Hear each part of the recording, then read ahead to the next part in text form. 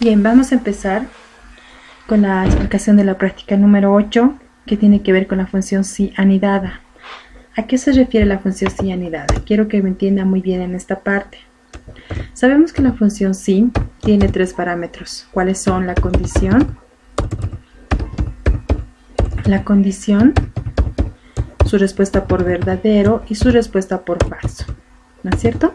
Ya hemos hablado de todas estas consideraciones, si pueden ser texto, pueden ser números o quizás otras fórmulas.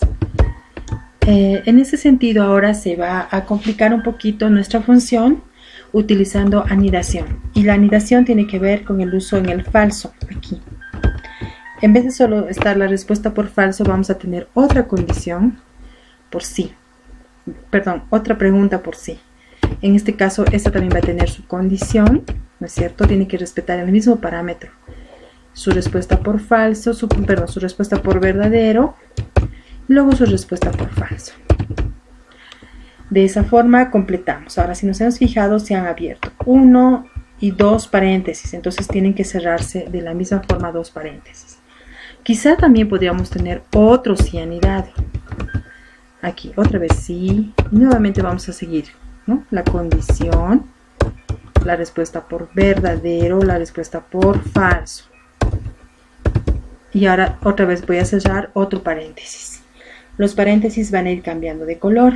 Bien, entonces no vamos a olvidar del primer sí, su condición, su respuesta por verdadero, su respuesta por falso. Es hasta aquí. Del segundo sí, su segunda, vamos a hacerlo por colorcitos. Este va a ser rojo. Del segundo sí, su condición va a ser color verde. Y del tercer sí, su condición va a ser lila, ¿no? Entonces nos fijamos. De este primer sí, su condición, su respuesta por verdadero y su respuesta por falso es todo esto hasta aquí. Ahora, dentro de esa tenemos otra condición, la respuesta por verdadero y la respuesta por falso, que es hasta aquí. Hasta aquí. Y del último, su respuesta por verdadero y su respuesta por falso. ¿No es cierto? De esa forma. Ahora también vamos a tener el anidado de la siguiente forma. Vamos a hacer intervenir dos nuevas funciones. ¿Cuáles son estas funciones? Son las funciones de las funciones llamadas y la función llamada o. En este caso, seguramente la pregunta va a decir que si es esta condición o esta otra, entonces que haga aquello o lo otro. O tal vez va a decir, si es esto y este otro, entonces que haga esto o aquello. En ese sentido, ¿dónde van a intervenir estas dos condiciones, estas dos funciones y o? En la condición. En la condición van a estar presentes. Entonces, en ese sentido, debo tener mucho cuidado. Ahora, si va a ser así, debo fijarme que cuál es el parámetro de la función y. Si está en la condición, tiene que estar primero sí. Entonces, la condición, si voy a hacer intervenir la función y o la función o cualquiera de las dos, tienen que estar adelante. Y, entonces sus parámetros vienen aquí. Aquí viene la condición 1 y aquí viene la condición 2. Y luego se cierra. ¿Por qué se cierra? Porque aquí se ha abierto un paréntesis, ¿sí? De la función y. Entonces se abre y se cierra. Entonces, respuesta por verdadero. Caso contrario, respuesta por falso. Entonces, de esa manera. Ahora, si fuera o, igualmente aquí cambiaríamos. Entonces, ¿cómo podría darme cuenta si se están cumpliendo o no las condiciones? O si la respuesta que está saliendo es la correcta. Cuando digo o, una de las dos condiciones debe cumplirse. O esta o aquella para que esta sea la respuesta.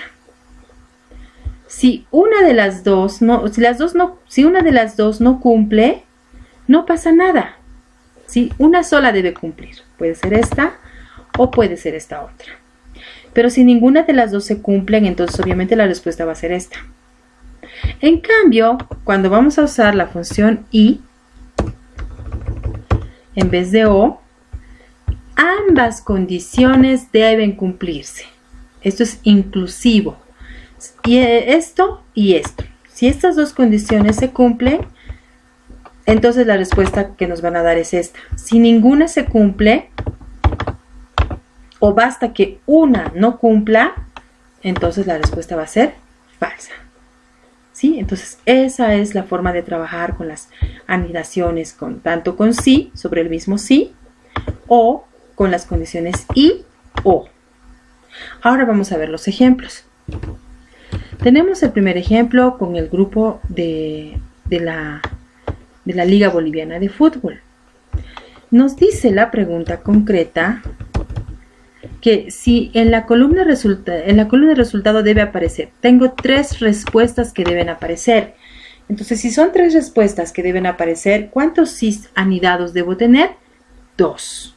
Si tuviera 4 respuestas, ¿cuántos sís anidados? 3. Y así sucesivamente. Podría tener muchas anidaciones. En ese sentido, voy a empezar. Voy a colocar aquí, bueno, ya estaba hecho la prueba, vamos a poner si mi condición es, si estos goles son mayores que estos goles, entonces va a decir ganó. Caso contrario, como tengo que hacer otra respuesta, empató y luego perdió, no puedo poner ahí las dos, tengo que volver a preguntar. Si estos goles son iguales a estos goles, entonces empató. Caso contrario, como ya no tengo que comparar más, directamente la última respuesta. Perdió. Y de esa forma, ahora, ¿qué es lo que ha sucedido aquí? Como he abierto un paréntesis, les decía, ¿verdad? Entonces, fíjense, he abierto un paréntesis y he abierto otro. Y solo se está cerrando uno. Entonces, aquí no va a pasar no va a haber mucho problema en el Excel. Se va a completar el paréntesis que falta. Pero ustedes, como van a hacer en forma manuscrita, deben tener los paréntesis bien completos, ¿sí? Aquí se abre uno y se cierra. Aquí se abre otro y se cierra. Y fíjense cuál es cuál. Primero se cierra el que está dentro, el rojo. Y luego el que está afuera, el negro. Si tuviéramos otro, va a ser otro color. Va a ser verde, va a ser lila y así sucesivamente. Bien, ahora nos vamos a fijar. Efectivamente, cumple la condición. Este es menor que este, entonces perdió. Vamos a ver, este es igual, empató, este es mayor que este, ganó y así sucesivamente. ¿Está claro? Muy bien, ahora vamos al ejercicio 2 donde vamos a observar la función y tal vez la función o. Tenemos que discernir cuál de ellas nos está pidiendo, ¿ya? Entonces vamos a ver la consigna y nos dice: de acuerdo al resultado obtenido en la tabla de posiciones, considerando los primeros 5 puestos, el valor del animal se incrementa de acuerdo a los siguientes parámetros. Si obtuvo 1, dice, el valor se duplica. Si obtuvo 2 o entre 2 o, fíjense, aquí tenemos un o, eso ya me da una idea de qué debo hacer. O 3, el valor se incrementa. Si obtuvo 4 o 5, el valor este se incrementa en 300 y este en 100, ¿no es cierto? Ahora vamos a ver la función. Vamos a decir, tenemos que traducir eso, chicas, ¿sí? En la primera parte me dice, si obtuvo 1, el valor se duplica. Entonces, por defecto ahí no tengo ni i ni o, porque solamente es una condición. Entonces voy a decir, si el resultado es igual a 1, entonces este valor que tengo aquí tiene que duplicarse. Duplicar significa multiplicar por 2, ¿no es cierto? Eso es duplicarse. Aquí estoy haciendo una operación, entonces como respuesta por verdadero. ¿Qué pasa si no es así? Si obtuvo entre 2 o 3, ahora tengo que tomar en cuenta la función o, pero antes sí, ¿no? Si o, fíjense, si o, este resultado es igual a 3, ese punto y coma me dice o, este resultado es igual a 4. Ah, no, 2 o 3. Entonces este es 2 y este es 3. Ahora cierro ese o, ¿no es cierto? Tiene que ser uno de estos dos, o 2 o 3. Si es así, entonces el valor se incrementa en 100. Entonces, este valor se incrementa significa suma, ¿verdad? Entonces lo voy a sumar a ese valor 300 bolivianos.